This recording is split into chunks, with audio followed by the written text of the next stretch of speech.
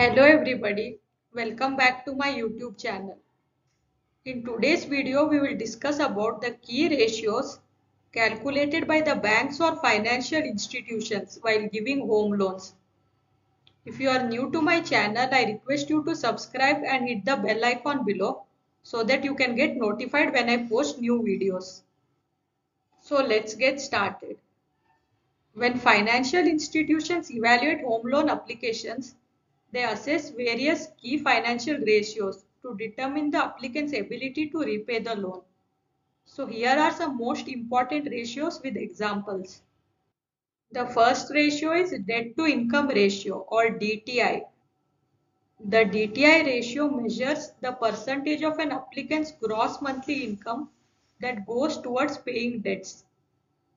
The formula is total monthly debt payments divided by gross monthly income into 100. So for example, if the total monthly debt payments is 1500 and the gross monthly income is 5000, the DTI comes up to 30%.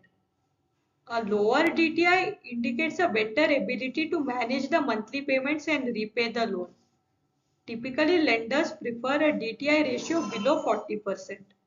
The second ratio is loan to value ratio or the LTV. The LTV ratio compares the loan amount to the appraised value of the property.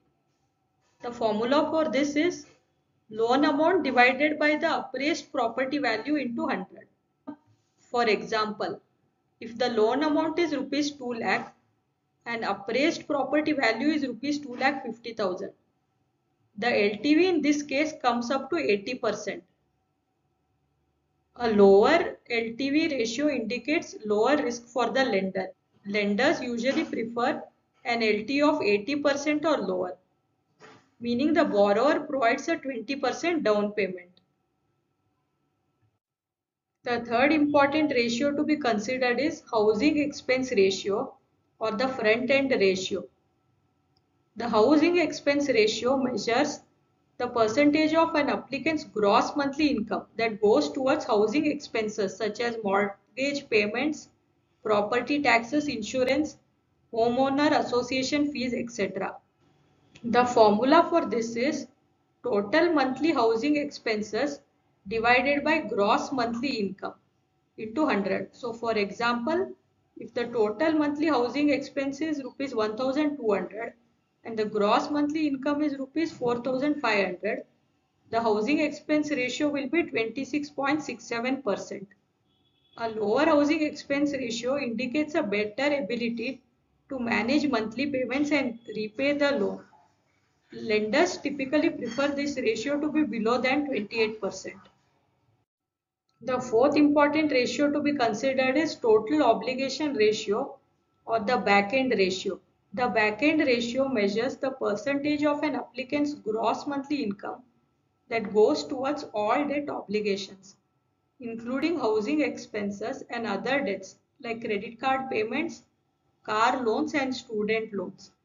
The formula for this is total monthly debt obligation divided by gross monthly income into 100. So for example, if the total monthly debt obligation is rupees 2000 and the gross monthly income is rupees 6000, the total obligation ratio is 33.33%. The lower the ratio, the better. The lenders typically prefer this ratio to be below 36%. The fifth important ratio is credit utilization ratio. This ratio measures the amount of credit being used relative to the total available credit. The formula to calculate this is total credit used divided by total credit available into 100. So for example, if total credit used is rupees 5000 and total credit available is rupees 20,000, the credit utilization ratio is 25%. The lower the credit utilization ratio, the better it is, with most lender preferring it to be below 30%. The sixth important ratio considered by the banks and financial institutions is interest coverage ratio. This ratio measures the applicant's ability to pay interest on outstanding debt. The formula for this is earnings before interest and taxes divided by interest expenses. So for example, if EBIT is rupees 10,000 and interest expense is rupees 2,000, the interest coverage ratio is 5. A higher interest coverage ratio indicates a better ability to cover interest expenses. The seventh important ratio considered is net worth ratio. This ratio measures the applicant's net worth in relation to their total assets. The formula for this is net worth divided by total assets into 100.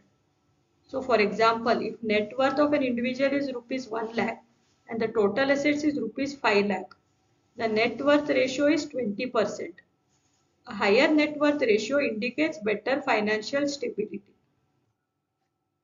Understanding these key ratios helps you measure your financial health and prepare for the home loan application process. Maintaining favorable ratios increase your chances of loan approval and potentially securing better terms and interest rates. If you have any questions or need further clarification on these ratios, feel free to leave a comment below. Thank you for watching the video. If you found this video informative, please like, share the video and subscribe to my channel for more financial tips and insights.